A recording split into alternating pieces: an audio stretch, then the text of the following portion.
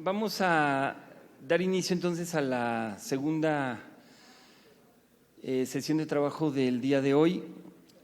Voy a presentarles a María Virginia Jagua, quien a su vez va a presentarles a otros colegas en el marco de una sesión que ella ha organizado y que les recuerdo forma parte de esta porción directamente concernida con José Luis Brea. Ella es escritora, editora, crítica e investigadora cultural. Ha desarrollado y colaborado con diversos proyectos editoriales. Dirige la revista online de crítica de arte y análisis cultural contemporáneo Salón Critique, que encuentran ustedes en saloncritique.net, que fue fundada, como saben, por José Luis Brea directamente. Ha sido jefe de redacción de la revista Estudios Visuales y de la revista Mexicana de Literatura Líneas de Fuga, así como editora de contenidos en la revista El Estado Mental. Imparte seminarios, talleres y conferencias sobre arte, escritura y análisis de la imagen. Forma parte del grupo de trabajo e investigación de la Sorbonne Nouvelle, Escrituras de la Modernidad, y del Consejo de Críticos. Ha escrito diversos textos de crítica de arte, literatura, cine, música y políticas culturales, y es en el entrecruce de estas disciplinas en donde se centra la mayor parte de su trabajo. Recientemente publicó El cristal se venga, textos, artículos, iluminaciones de José Luis Brea, análisis y crítica cultural en la España contemporánea, editado por Jumex el año pasado recién, en donde se reúnen los últimos textos no recogidos en libro, es decir, en los libros del teórico español, y está trabajando en la realización del film Las Tres Eras, adaptación fílmica del ensayo del mismo autor, Las Tres Eras de la Imagen. Entonces le dejo el foro y le damos la bienvenida. Gracias, María Virginia. Gracias por su asistencia a esta segunda jornada de este primer día de encuentro del coloquio Las Tres Eras de la Imagen, que sigue su desarrollo.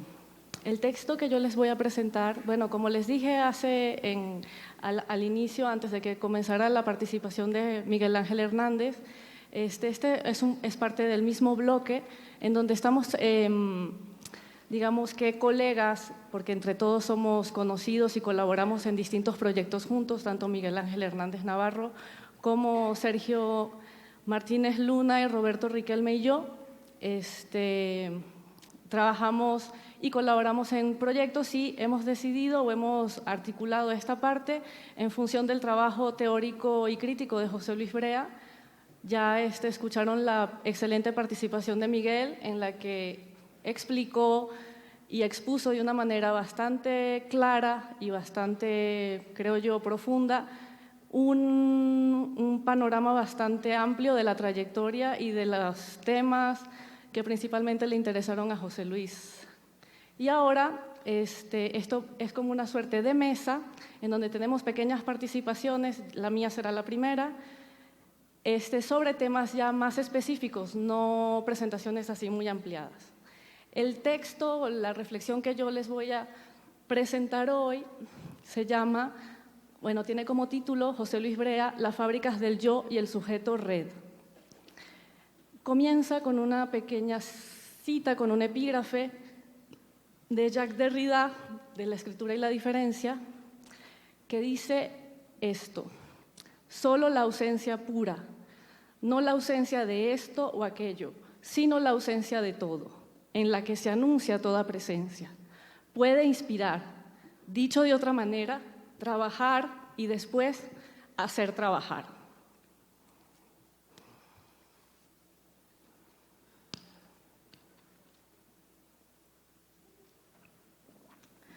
Una de las ideas que han motivado la realización de este encuentro, al que tengo que agradecer especialmente otra vez a Benjamín Mayer y a Itala Schmelz, es precisamente reforzar las bases productivas de reflexión de unos estudios visuales en México, o si prefieren, de unos estudios críticos de la imagen. Para ello, pensamos que quizás una de las cosas que tendríamos que hacer sería traer hoy a este encuentro a quien precisamente resulta imposible, a quien no puede estar presente, es decir, al propio José Luis Brea, quien, como ya sabemos, pues Miguel Ángel Hernández acaba de exponerlo clara y detalladamente, fue quien hace más de 10 años los impulsó en España con un primer foro internacional sobre esta rama disciplinar o esta rama indisciplinar durante la Feria de Arco en 2004, me parece. Y desde entonces también a través de la revista Estudios Visuales y de la colección que con el mismo título dirigió en la editorial Acal. Y aunque en principio parecería imposible traer aquí a José Luis Brea, más allá de las lecturas que se hayan hecho, gracias en parte a las propias herramientas con las que trabajó el teórico español y con las que intentamos trabajar, existe una posibilidad dentro de la imposibilidad. Esta podría estar latente precisamente en donde parece imposible, es decir, en cierta ausencia. Ya que recordaréis a Derrida, para quien la primacía de la presencia no puede más estar limitada, sino que al contrario, dicha presencia solo podría cumplirse en su salida de sí hacia el otro. De sí hacia el otro o hacia lo otro. Con lo cual, el mundo de las ideas de José Luis Brea, el mundo construido en sus libros y en todos sus proyectos, solo podría a su vez estar en otro mundo que no fuera más el suyo. Y si nos esforzamos un poco, quizás sí consigamos que se nos aparezca en este mismo en el que ahora mismo nos encontramos, que se haga presente aquí. Vamos entonces a intentarlo por medio de la escritura, de las palabras, de la voz, de las reflexiones que traemos y también, como veréis, a través de las imágenes que proyectaremos más adelante en la película Las Tres Eras, en la que estamos trabajando y de la que traemos un pequeño adelanto. En ese llamado, en esa invocación, tenemos que recordar de nuevo a Derrida cuando afirma que lo otro, lo completamente otro, solo puede manifestarse como lo que es antes de la verdad común, en una cierta no manifestación y en una cierta ausencia. Su fenómeno es una cierta no fenomenalidad y su presencia es una cierta ausencia. Y con esa primera tentativa de la presencia en su manifestación por vía negativa, es decir, a través de la ausencia del ausente, José Luis Brea, es que me gustaría comenzar esta pequeña reflexión. Hay, en las tres eras de la imagen,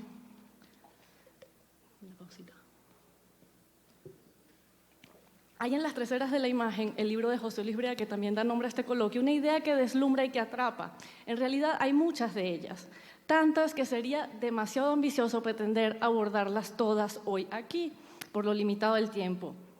Y aunque me gustaría traerlas todas o traer muchas que me deslumbran, me conformaré con una que en particular resuena precisamente dentro de la imposibilidad a la que he aludido anteriormente y que me gustaría ensayar, aunque para ello fuera necesario correr un gran riesgo, como casi todo lo que emprendió José Luis Brea en ese gran proyecto crítico que fue su vida, o precisamente por eso, por el tipo de aventura que ella implica.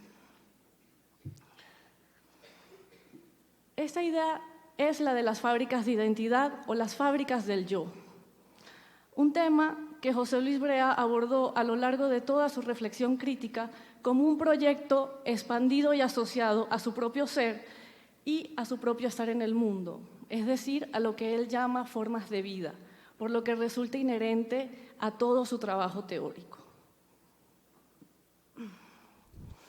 Hay un momento en las tres eras de la imagen en que José Luis Brea alude al régimen estético realizado, ya saben, en el sentido que le da Rancière a este concepto.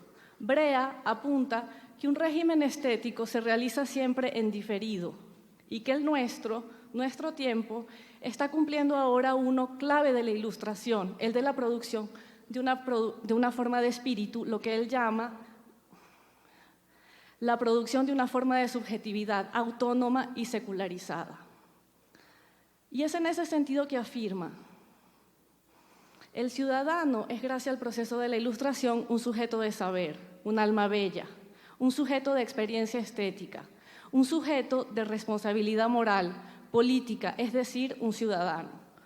De ahí que se podría deducir que casi todo el proyecto civilizatorio de Occidente, que inició en el Renacimiento y que llegó a uno de los puntos más álgidos de su aspiración en el siglo XVIII, se ha abocado a esa construcción del yo, pero también la de pueblo o la de Estado y todas esas subjetividades. Si eso fuera así, también podríamos suponer que toda la historia del hombre, toda la historia del pensamiento, todas las historias del arte tuvieron que darse para que se produjera este acontecimiento, para que yo pudiera estar aquí intentando traer al ausente, es decir, a José Luis Brea, para que él piense, luego para que él exista, y por qué no, también para que sea él quien se dirija a ustedes y les hable, digamos, en un tiempo diferido y con otra voz. Incluso podríamos ir más allá. Supondría también que en esa puesta en abismo del ser yo estaría ahora mismo autoproduciéndome, trayéndome como un yo parlante, poniéndome como algo que habla ante un auditorio en el que se produce un nosotros, que los incluye a ustedes, quienes a su vez se estarían dando existencia como asistentes a este encuentro y como escuchas. Digamos entonces que todos los que estamos presentes hoy aquí, sometidos por voluntad propia a una suerte de régimen escópico de ida y vuelta que se activa dentro de esta suerte de ceremonia del saber, que simultáneamente nos sincronizamos en la fabricación constelada de nuestras propias subjetividades, de nuestros yos como conferenciantes o escuchas, y aún muchas más que no vamos a elucubrar. Es así que para José Luis Brea, cito, las ficciones del yo, fabricado en la postulación cristiana de un horizonte específico de promesas simbólicas que ya hemos situado en la era de la imagen materia o el estado cosmopolita como trasunto o representación mundanizada y mundializada o el estado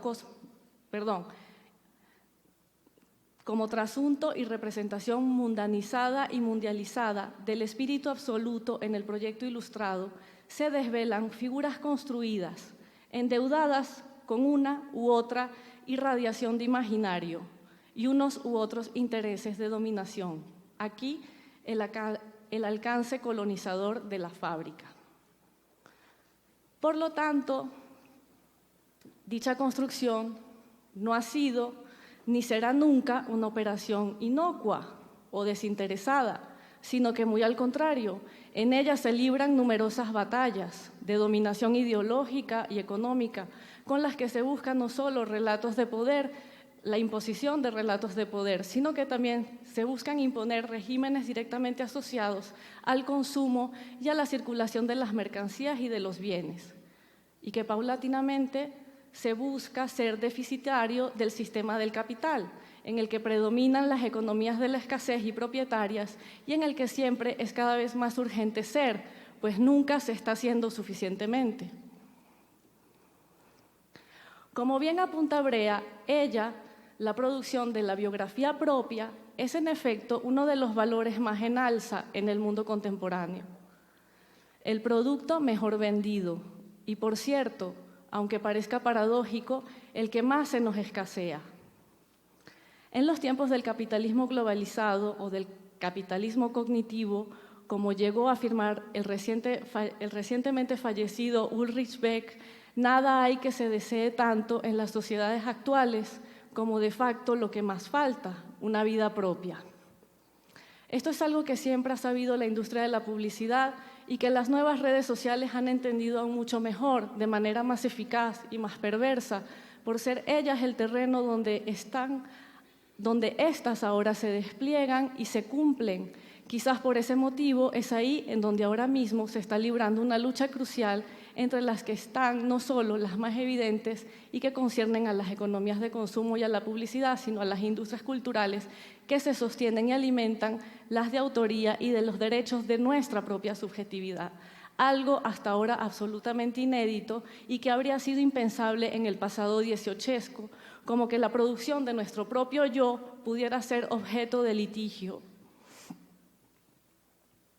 De esta manera, todo el empuje y toda la energía del proyecto cultural de Occidente en la creación del yo está íntimamente ligado a la generación de riqueza y a su distribución, pero también está estrechamente relacionado con la producción de imágenes y el capital que genera nuestra propia producción de subjetividades y su consumo, siempre también como autoconsumo.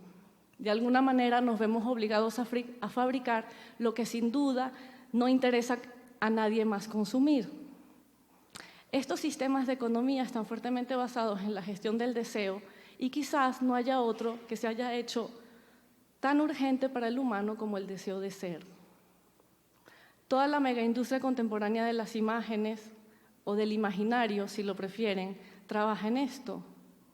Y al respecto, la teoría crítica y su deriva hacia los estudios de las imágenes tiene mucha tarea por hacer, así como toda una tradición disciplinar, la de la crítica lingüística, ha mostrado cómo es en el curso de los actos de habla que tiene lugar el ponerse el sujeto en proceso. Es preciso comenzar a realizar el mismo trabajo crítico en el ámbito de la imagen. Mostrar cómo también en los actos visuales y en el curso de sus realizaciones, en los desarrollos efectivos de la retórica de lo visual, se cumple también un efecto de posición, de constitución efectiva del sujeto en proceso, precisamente en sus actos de visión, en el ver y el ser visto, y por ende en todos los regímenes escópicos asociados a ellas, a las imágenes. Porque como se sabe, tanto el yo como el nosotros y todas las manifestaciones de la identidad se tratarían de construcciones consensuadas, pero nunca fijadas ni estáticas. Entonces, podríamos afirmar, junto con José Luis Brea, que lo que llamamos sujeto no es otra cosa que el efecto por excelencia de los actos de representación, de ejercicio de la visión, de su participación en las redes de intercambio, producción, consumo y circulación de la imagen, de la visualidad.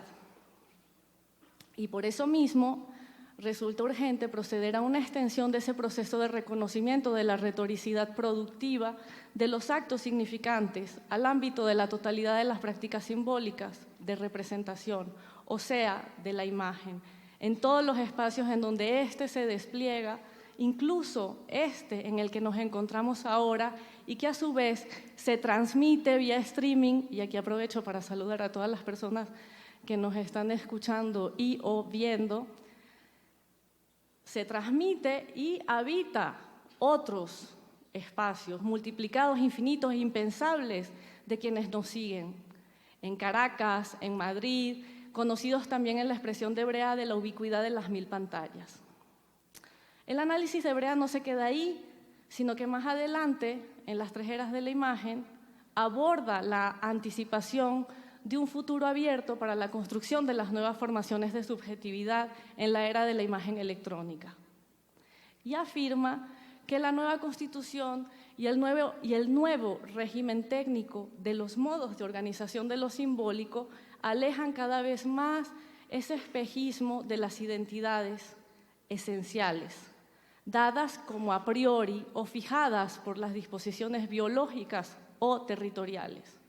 Ninguna de ellas, género, raza, etnia, nación, señala otra cosa que el desplegarse activo de una posibilidad abierta, inclausurada. Devenir sujeto deviene entonces tarea. El resultado de un hacer, de una combinatoria de prácticas y un trabajo, la parte clave del inmaterial, que tienen las propias actuaciones lingüísticas y de representación su eje fundamental. No otra cosa es la que ahora mismo estaríamos poniendo a prueba aquí. Se trataría entonces, tras la caída y crisis de los grandes relatos, de una producción de subjetividad enclausurada que no debería someterse a verdades únicas o absolutas. Una que finalmente abandonara el régimen del pasado, que nos resistimos a soltar. Esta idea también la trabajó un poco, la señaló Miguel Ángel, esta reticencia que tenemos a apropiarnos y habitar la era que nos corresponde, la que nos corresponde habitar, el de una era que fuera también la de la biopolítica y en la que las producciones de subjetividad definieran el territorio mismo de la actividad que está por realizarse, es decir, a la espera de cumplir su promesa, el surgimiento del sujeto red. Puesto que lo que más está en juego en todo ello es la producción de los modos de vida, de las formaciones de subjetividad, la gestión productiva de los imaginarios y las relaciones de identificación que procuran son el arma que más puede potenciar su sojuzgamiento, la expropiación de toda autenticidad, la negación de toda vida propia, cuando a manos de los instrumentos de constitución contemporánea de efectos de identidad asociados a la lógica del consumo y la circulación de las mercancías, cuanto la posibilidad de cualquier autoproducción, autogestión que sea emancipada. Esto es lo que para José Luis Brea decide que el sentido político de la producción de las imágenes en nuestra era se predique en función y en relación a la transmisión de su gestión desde el régimen de las economías propietarias y de escasez hacia las de la abundancia, en un entorno en el que ellas puedan asumir con plenitud toda la fuerza biopolítica que se sigue de su potencia de generar modelos de identificación, imágenes de experiencia, formaciones relacionales de afectos, en que prodigar y hacer fértiles nuevas formas de sujeción, participación y ciudadanía, nuevas tácticas de construcción activa de los modos de lo cotidiano, nuestras estrategias de apertura experimental de mundos y formas de vida.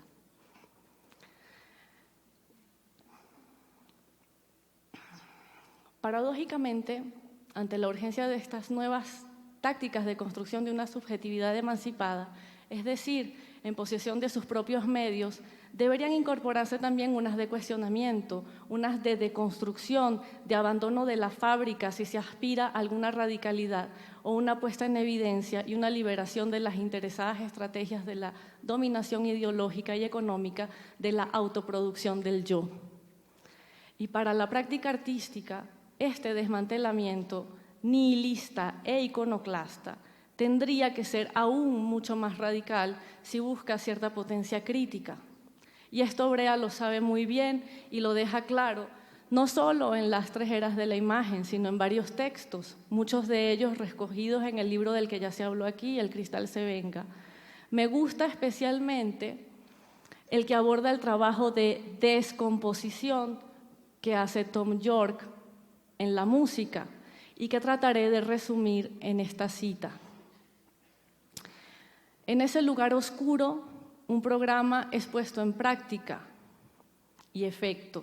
Sí, no ser nada, no estar aquí, que esto no esté ocurriendo, que toda la presunción, pretensión de verdad de lo que es mentira se derrumbe, no para dejar ver alguna presunta verdad otra, sino la inconsistencia fatídica de toda pretensión de arbitrar alguna sobre este territorio de puras flotaciones, que es tanto el de la vida psíquica, el del pensamiento fuerza, intensidad pura, como el de las formaciones culturales, las representaciones que lo pueblan y en el que él, José Luis Brea, yo, ello, incluso ustedes, se despliega.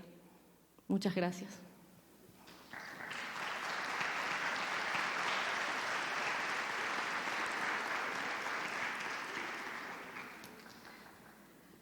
Ahora voy a hacer la conexión para hacer la transmisión de las intervenciones grabadas en primer lugar, de Sergio Martínez Luna y de Roberto Riquelme. Como ellos están conectados...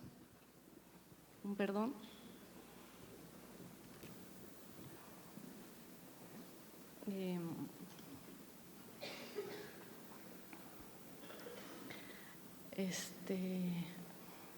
¿Hago las presentaciones? ¿Sí? Okay. Bueno, entonces esto no lo quito.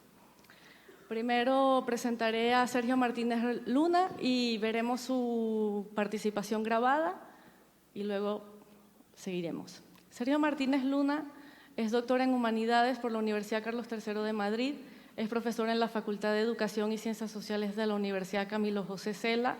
Actualmente participa en el proyecto de investigación I+D+I de la Universidad Autónoma de Madrid, Culturas Materiales, Culturas Epistémicas, Estándares, Prácticas Cognitivas y Conocimiento. Ha publicado Cultura y Visualidad, la teoría de la cultura y el giro visual en el 2013, así como diversos artículos en las revistas Estudios Visuales, Salón Critique, Revista de Antropología Iberoamericana, Revista Chilena de Antropología Visual, De Forma y Mincho Magazine, entre otras.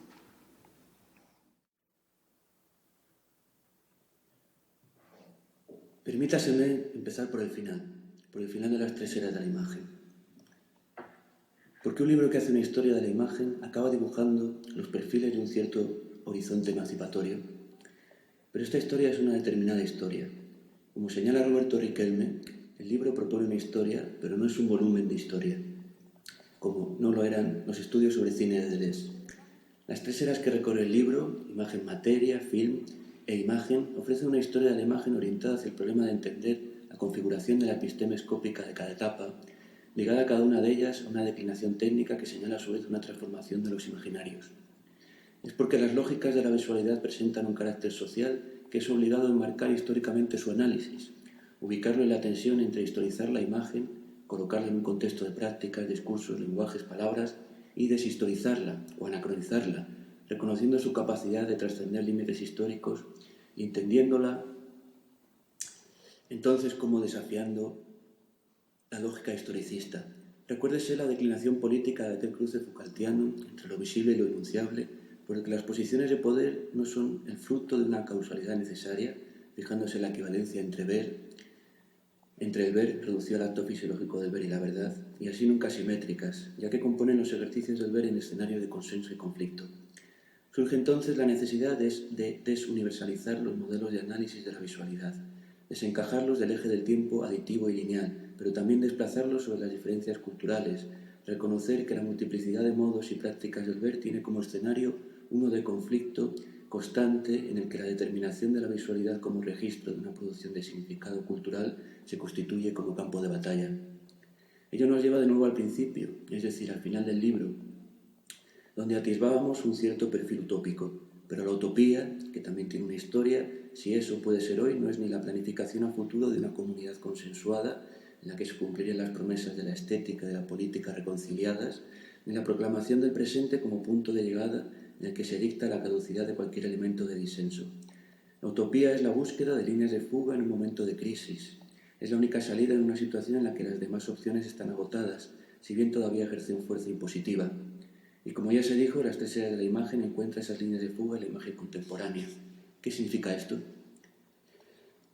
Deben repasarse los regímenes de visualidad que componen el análisis, elaborados en torno a los desarrollos técnicos de lo visual que a su vez definen modos de producción y exhibición. En primer lugar, la imagen materia se refiere a una imagen anclada al soporte, que figura un mundo ligado a la durabilidad, al recuerdo memotécnico de lo mismo repetido temporalmente en cada imagen. El tiempo se sedimenta como memoria monumental. La imagen es instrumento del memorial del ser, ejemplar único por su declinación técnica, la de la pintura, por ejemplo, y sobre todo, que es artesanal, lujosa y por tanto ubicada en una economía de la escasez. Cuando el tiempo comienza a fluir en una narrativa, cuando empieza a ser contado, la imagen perderá su consistencia memorística al tiempo que pierde su anclaje en un soporte estable. La imagen film es reproducible y la forma de memoria que define coincide con la inmediatez de su producción. La imagen contiene el tiempo, pero cada vez menos como un recuerdo archivístico monumental. Será el ojo técnico el que decida la posición del sujeto, que queda desplazado, distraído, para identificarse con el aparato técnico. Sucede que el ojo técnico se erige como sede desde la que modelar a un sujeto que ahora contempla el cambio, sumergido en el devenir de diferencias de la imagen film. pero la diferencia está todavía en este momento sujeta a las demandas de la causalidad, del antes, el ahora y el después, del plano y del contraplano. La imagen film ya presenta un cambio profundo en los modos de producción y recepción de los imaginarios, porque el espectador deja de serlo en términos de propiedad para pasar a serlo en términos de audiencia masiva, de acuerdo con las nuevas condiciones de distribución, subjetivización y socialización colectiva del capital. Es a partir de esta relación entre imagen y capital donde la imagen electrónica encuentra su suelo. Pero esta imagen ya no reconoce sus obligaciones para con lógica narrativa alguna. En ella la temporalidad está condensada en el instante de la producción, distribución, recepción. El tiempo de la imagen no es el tiempo de organización de la diferencia en el flujo dialéctico causal del antes y el después, sino que aquel implosiona en el interior de la propia imagen que acaba por referirse solo a sí misma, a su propio devenir como diferencia. Es el propio desarrollo técnico de la imagen el que ha venido a desafiar el sentido común de la imagen, la visualidad como la jerarquización naturalizada de la visión. Y es ese desarrollo el que reclama la creación de nuevos conceptos, empezando por uno de visualidad como no autoevidente, problemático y negativo. De nuevas trayectorias genealógicas y arqueológicas, aspectos en los que el libro de Brea resulta desbordante. Esta nueva condición de la imagen tiene implicaciones encontradas. Si en ella implosiona el tiempo es porque la imagen ha experimentado un descontrolado desarrollo interno que la ha llevado al colapso, por el que sus capacidades para transmitir significado quedan arruinadas. Las imágenes contemporáneas han caído en la insignificancia y el ensimismamiento.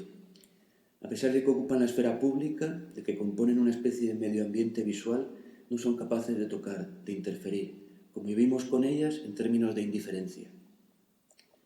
Pero es a partir del reconocimiento de esa situación donde Brea empieza a dibujar esas líneas de fuga que se asoman a la emancipación. La e-imagen refigura los modos de memoria y de experiencia. No existe intervalo entre producción, proyección, puesta en común y percepción. Por ello, la memoria de la imagen electrónica es distinta tanto de aquella de la imagen materia como de la memoria causal de la imagen film. Se trata de una memoria procesadora, plana, reticular, no de almacenaje, sino de fabricación, conectiva, subrayada solo en el momento en el que la imagen, para acontecer, conecta con otros puntos nodales. En este régimen, imagen y transformaciones de la lógica distributiva del capital, distributiva capitalista, se modelan mutuamente generando nuevas formas de individualización y socialización que, proyectadas sobre lo masivo, componen el tablero sobre el que se alían cultura y economía. Este es el escenario propio de la imagen electrónica, uno que ella misma modela y consolida, pero al que también contesta.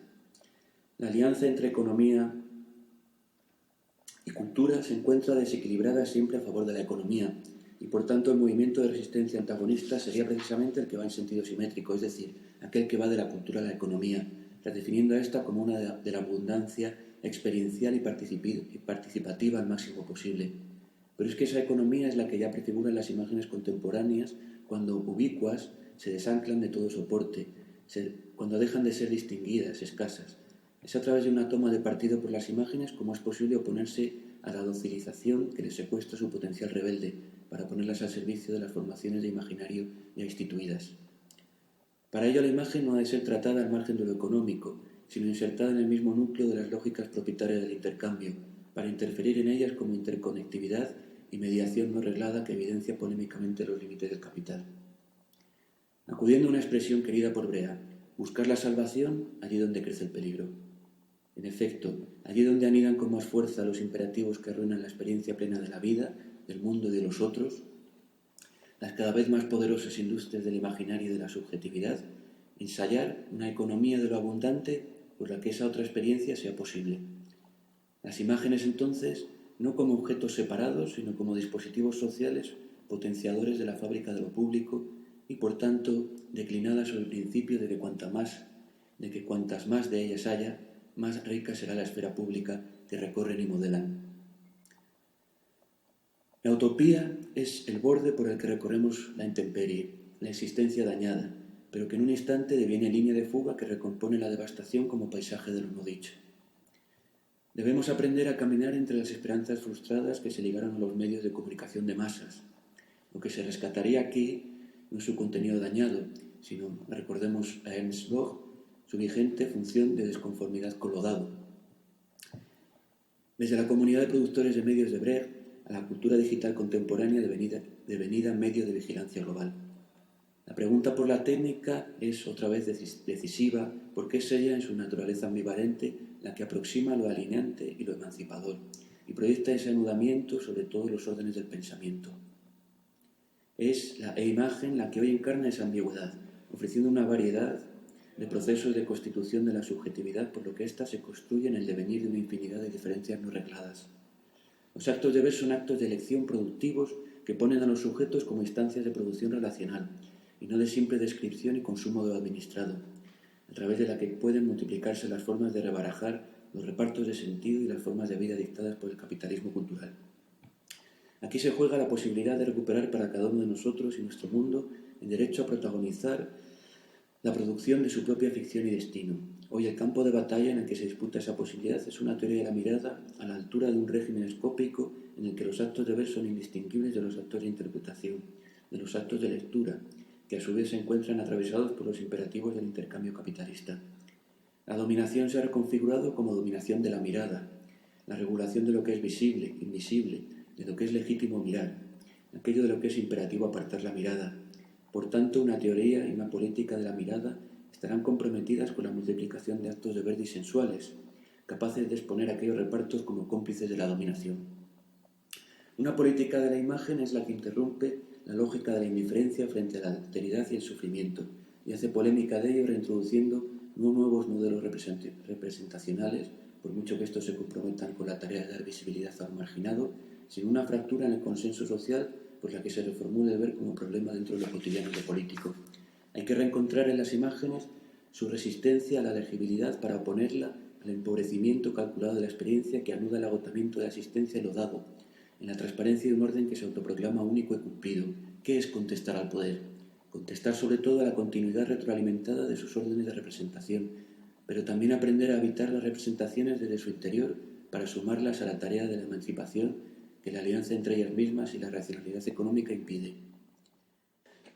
En la última parte de las tres eras de la imagen electrónica dibuja el dominio dentro del que pueden ensayarse, y de hecho es imperativo hacerlo, las formas de resistencia a esa vida falsa, a ese monólogo de lo real, a las lógicas de escasez del conocimiento y la existencia, porque es ella, en la articulación de sus formaciones, la que despliega una sintaxis reticular, plana, no secuenciada, sino compleja, difractada respecto al orden evolutivo de los relatos. Se trata aquí entonces de una memoria de procesamiento, memoria RAM, que hace productivo el encuentro de lo ajeno con lo ajeno, de lo diferente con lo diferente, y en el que se viene a enunciar una pregunta epistemológica y política por las condiciones del conocimiento contemporáneo, por la posibilidad real de una comunidad de conocimiento no propietario, interdisciplinar y global, no abstraída en los imperativos del intercambio mercantil, sino abierta a preguntarse qué significa una manera de conocer y experimentar el mundo, girada no ya hacia las obligaciones de la separación y la representación, sino volcada sobre la co-constitución igualitaria entre conceptos, artefactos, discursos, imágenes, prácticas, lo humano y lo no humano, lo animado y lo inanimado. No resulta extraño que en la última etapa de la obra de Brea aparezca un poco por todas partes ese cristal vengativo que encarna el problema de la expresividad de lo no vivo y que apunta, desde la elaboración de Luciano de las lógicas del sentido, no solo al reconocimiento de la materialidad de los signos, sino a las formas de crear significado de la materia. Lo que se juega aquí es un proyecto de descolonización del pensamiento, relanzado sobre una modelización diferencial de las formaciones del saber que desbarata las lógicas de la imagen y la semejanza. El modelo memorístico de la ontología, la separación representacionalista entre mente y cuerpo, para preguntarse sobre qué es pensar de otra manera, conocer, producir, sentido y conocimiento desde una perspectiva materialista.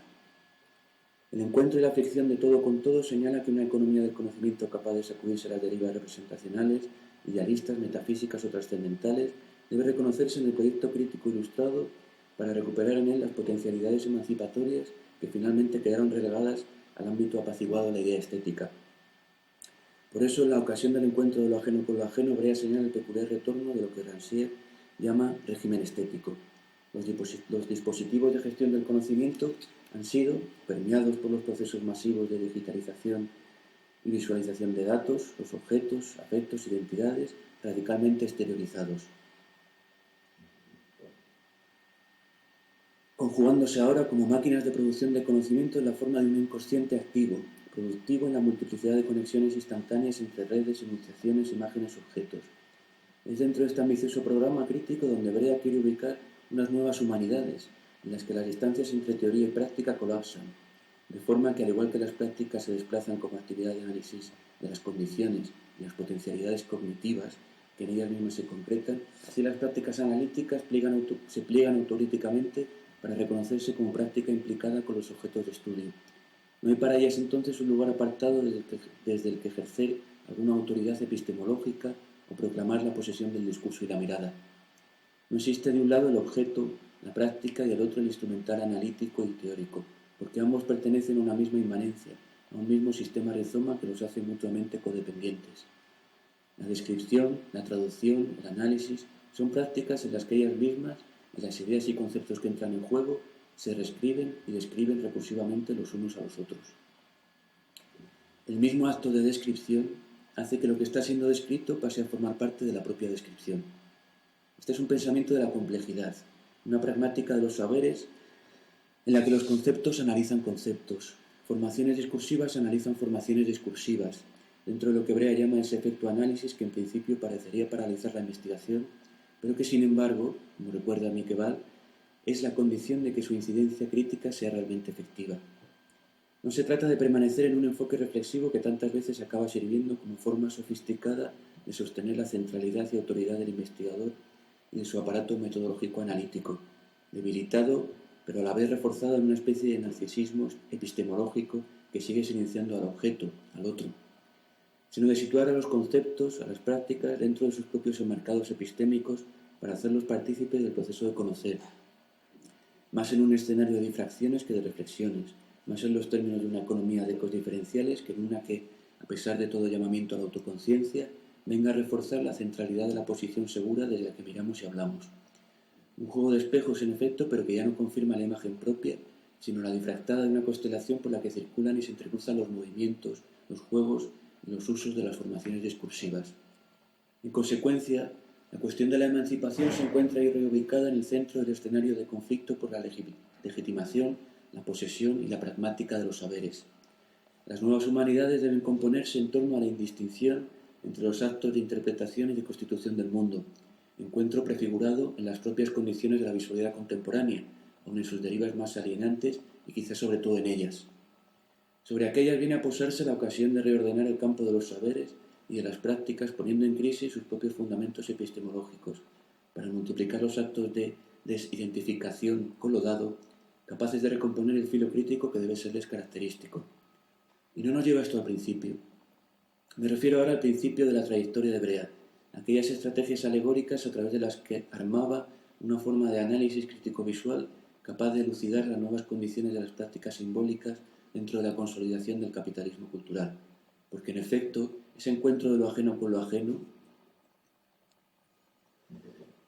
esa antropología simétrica, es el lugar de la alegoría, el lugar del cruce entre escrituras, imágenes, miradas, objetos, signos, gestos, trazos, en el que todo elemento de la relación es llevado al límite de llegar a decir algo otro.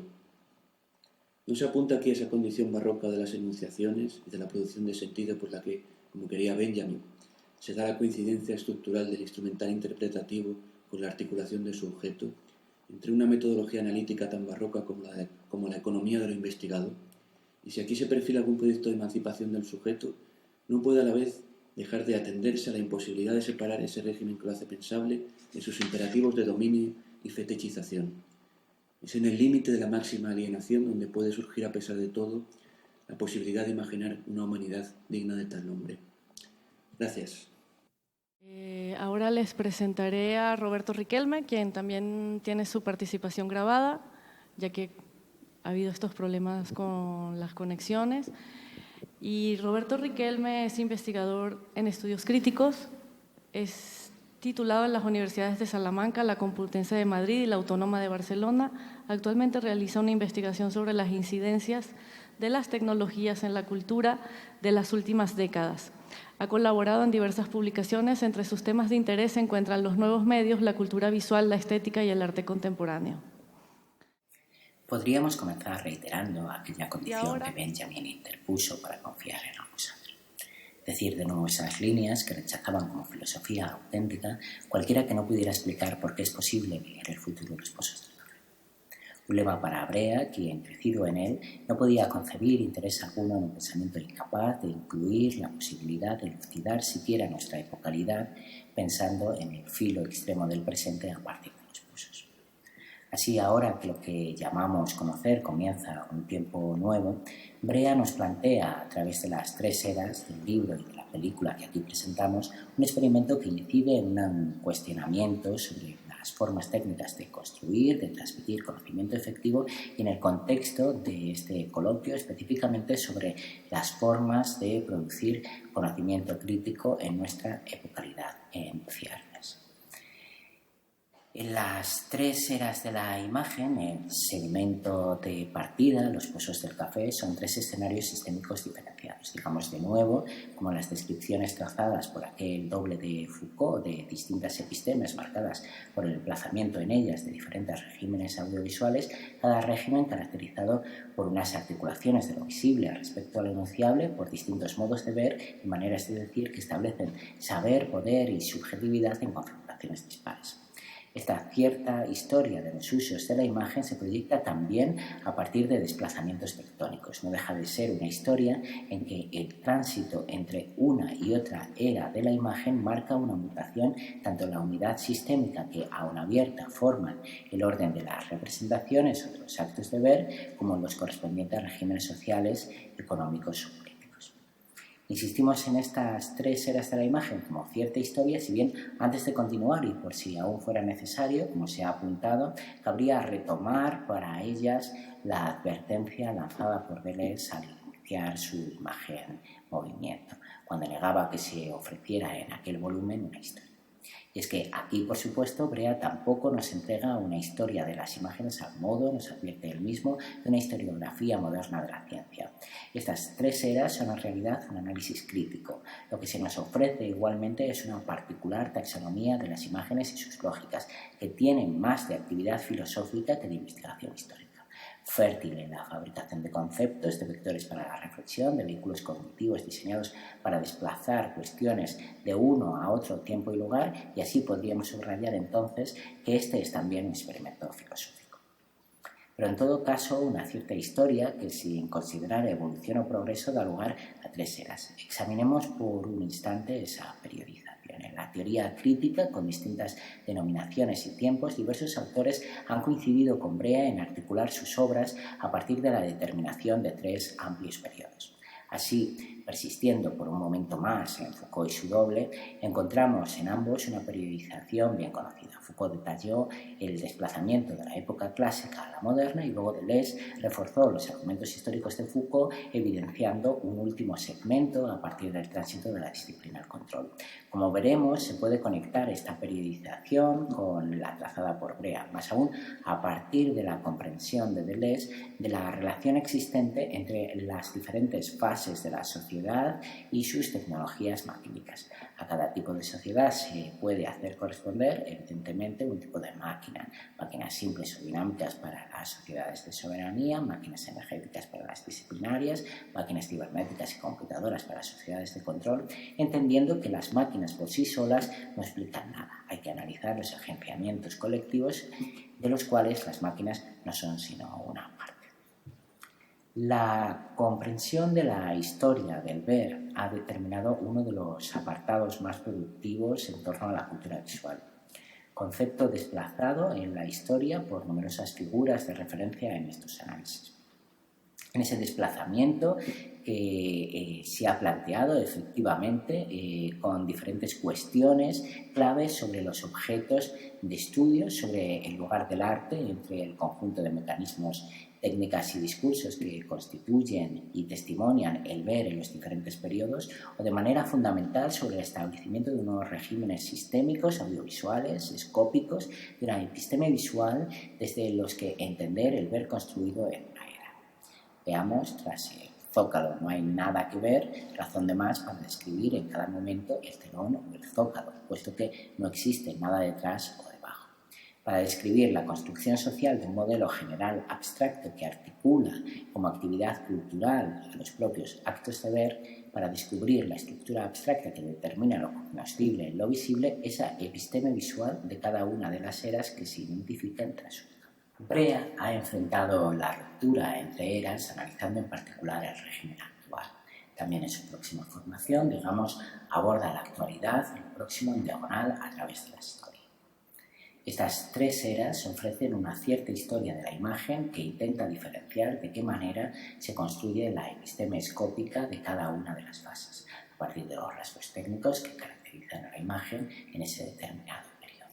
Como la novedad técnica se relaciona con una mutación completa de la experiencia que tenemos del imaginario, como se relaciona la función simbólica que llegará a cumplir la producción de los imaginarios en cada era con el específico modo técnico de darse en él las imágenes. Esto es, digamos, que como en Benjamin, la historia de la imagen se desarrolla con particular atención al rol jugado por las técnicas de su producción y reproducción. Ahora, por ejemplo, nos encontramos todavía en tránsito, en el umbral de un periodo en que nuevos escenarios están siendo definidos. Así, una epocalidad en que, por una parte, la novedad técnica que la va a determinar está ya dada por completo, pero por otra, sigue siendo necesario investigar cuáles son las formas de transformación que debemos exigir tanto a la práctica de producción simbólica como a las de la teoría, en correspondencia real con esa nueva condición.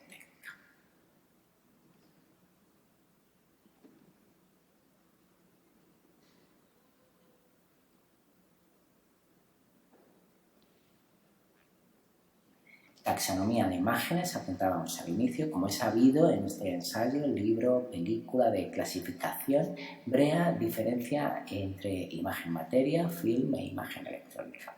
Señalamos a través del recorrido siguiente, por las diferentes sincronías de las tres eras, apenas un índice de sus palabras, algunas de las cuestiones fundamentales del análisis trazado y que vamos a tener la de recorrer a continuación en la pieza de la película. La primera, la imagen-materia, es promesa de cumplimiento del tan humano deseo de durar. Una imagen encarnada para la duración bajo un régimen técnico particular que regula su producción cristalizada en un objeto prácticamente inalterable. Como inscripción de un tiempo único, detenido, cargada de impulso mnemónico, esta imagen-materia deviene memorial del ser, eterno retorno de lo mismo, un disco duro en el que almacenar todo aquello que es posible recuperar fijo. Y de esa cualidad, de ese ser permanentemente idéntica a sí misma, se deduce parte de su potencial simbólico fundamental. La otra parte procede de su ser singularísimo, y es que esta imagen producida única, una a una, añade a la promesa de eternidad otra de individuación, y ambas permiten la afirmación de los individuos en su identidad particular. Esas promesas cargan la imagen-materia de un fuerte contenido teológico y dogmático muy vinculado al proyecto cristiano, un proyecto realizado a la medida de unos caracteres simbólicos que se corresponden con los rasgos propios de la imagen-materia, con sus promesas de eternidad y singularidad absoluta. Tras el acontecimiento de la aparición del ojo técnico, los rasgos de la imagen se modifican hasta poder definir una segunda clasificación, la de la imagen fílmica y con ella la de otro orden de visión. Capturada y reproducida por la máquina, en esta era la imagen carece de profundidad de campo, de la totalidad de lo visto, es pura exterioridad. Ha perdido el poder de la memoria, o al menos de la memoria del pasado. En una diferente condición mnemónica, la imagen testimonia el transcurrir del presente, el instante, lo pasajero. Como imagen de carácter flotado, permanece en el limbo de la película, de la imprimación fotoquímica, entre la incrustación en la materia y el todavía no alcanzar de lleno el mundo fantasmizado de la pantalla pura. A partir de su carácter reproducible, adherida a un número ilimitado de capas, multiplicada para quienes la reciben en este periodo de forma simultánea y colectiva. Así, en un nuevo régimen de producción, el de las industrias culturales del entretenimiento y del espectáculo, las técnicas cambian nuestra sensibilidad hacia lo igual en el mundo. Dos momentos de promesa en esta. el de hacer advenir al pueblo y el de reapropiación de la propia historia. Alentados por el sueño moderno, el lugar de la imagen se convierte en campo de experimentaciones productivas del sujeto de experiencia, del sujeto como espíritu ilustrado y libre del pueblo emancipado en la historia. En definitiva, la imagen fílmica administra su fuerza de creencias en un orden de promesas histórico-social. En la tercera era, la imagen electrónica deviene ya puro fantasma. Sin adherencia alguna a un soporte, sus imágenes tiempo flotan efímeras, imágenes espectrales, espiritualizadas, que retoman las cualidades de las imágenes mentales y se recargan de su carácter sí. Desea hacerse fantasmagoría, procede su extraordinaria capacidad de condicionar la vida del deseo y del afecto. La pregnancia de la imagen electrónica para las lógicas maquínicas del deseo condiciona la economía política contemporánea. Deseo que en el contexto de las economías de la experiencia no necesita ya transitar entre el fantasma y la memoria con la imagen radicalmente inmaterial convertida en mediadora de sí misma. Descorporizada y en todo lugar, en esta era la imagen no tiene ninguna especificidad en cuanto a su ubicación. El jardín leibniziano se torna concurrencia entrelazada de terminales de emisión y recepción. Esta condición ubicua impide su inscripción en el seno de un ritual de culto, ya sea este templo o museo. Su fuerza de creencia desaparece o al menos se reduce. La imagen electrónica es cambio, diferencia en curso, y en el fluir de la diferencia no cabe invocar ni a una memoria de origen ni tampoco a la historia.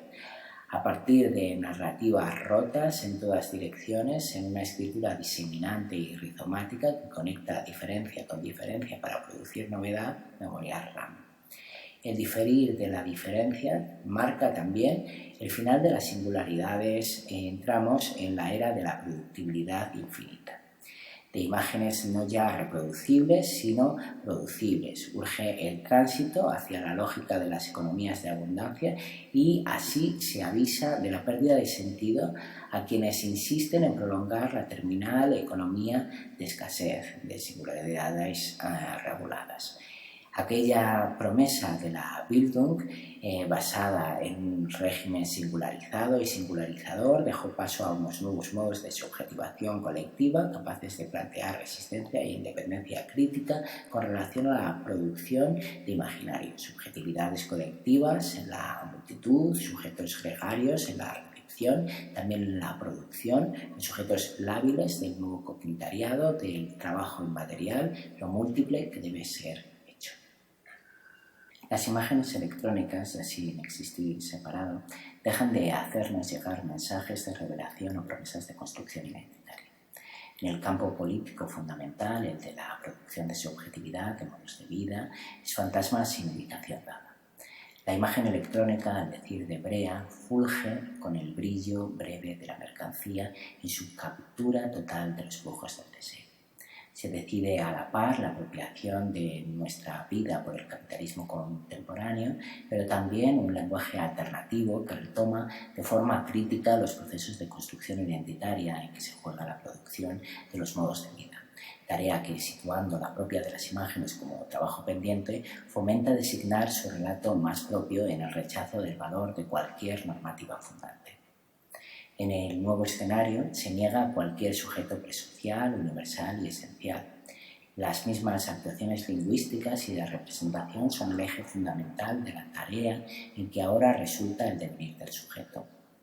El emergente en este escenario se describe en negativo por la seña que abandona. Sin embargo, se apunta a la posibilidad de positivar el escenario de demarcaciones para extraer la fuerza capaz de orientar el sentido y la eficacia biopolítica de las propias prácticas. Brea encarga el cometido a unas nuevas humanidades entendidas como estudios críticos orientados a dilucidar analíticamente el potencial de las formaciones discursivas y epistémicas que prefiguran la arquitectura interna y formal de todas nuestras posibilidades de producir sentido.